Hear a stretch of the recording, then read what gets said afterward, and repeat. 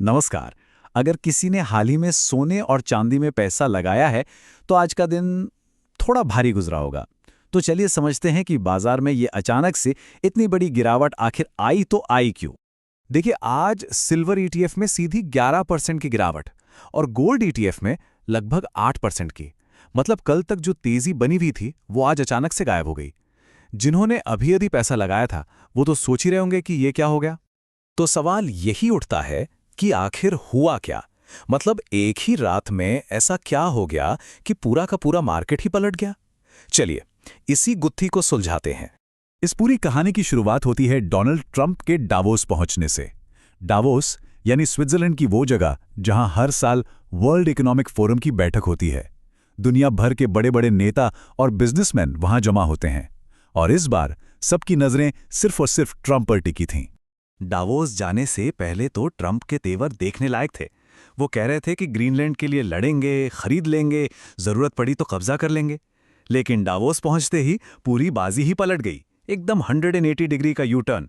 वहां जाकर कहते हैं, अरे नहीं, हम ग्रीनलैंड नहीं लेंगे, कोई मिलिट्री एक्शन नहीं होगा।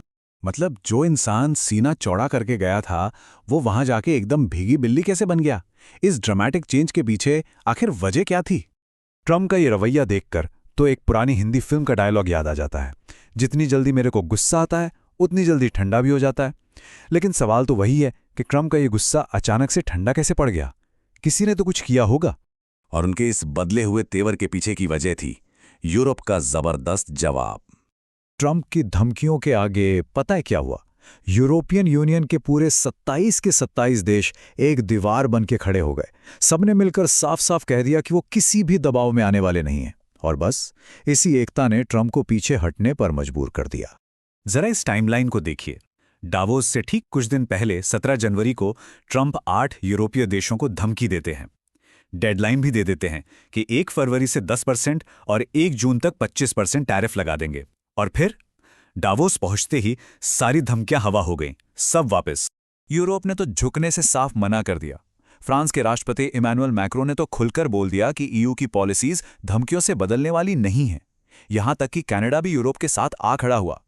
अब इतनी बड़ी इंटरनेशनल यूनिटी के सामने ट्रंप के पास कोई रास्ता बचा ही नहीं था। और जैसे ही ट्रंप के तेवर ठंडे पड़े, सोने चांदी की चमक भी फीकी पड़ गई।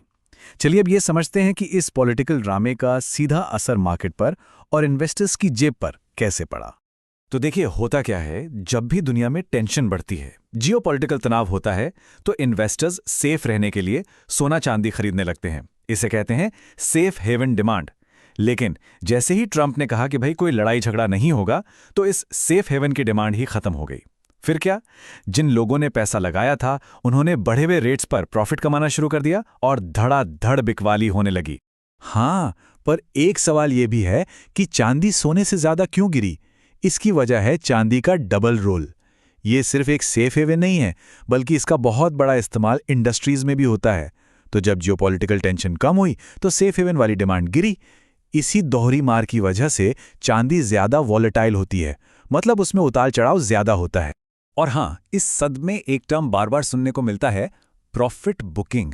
इसका मतलब बहुत सिंपल है, जब किसी चीज का दाम बढ़ जाए तो उसे बेचकर अपना मुनाफा जेब में डाल लेना, खासकर तब जब दाम बढ़ने की वजह ही खत्म हो गई हो।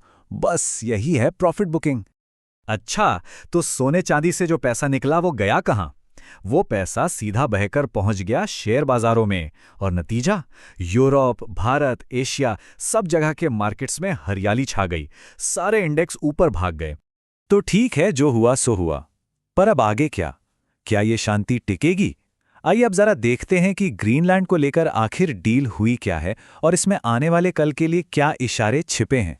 डील के हिसाब से अमेरिका ग्रीनलैंड पर ना तो कब्जा करेगा ना कोई टैरिफ लगाएगा, लेकिन इसके बदले में ग्रीनलैंड की सिक्योरिटी की जिम्मेदारी अब अमेरिका और नाटो की होगी।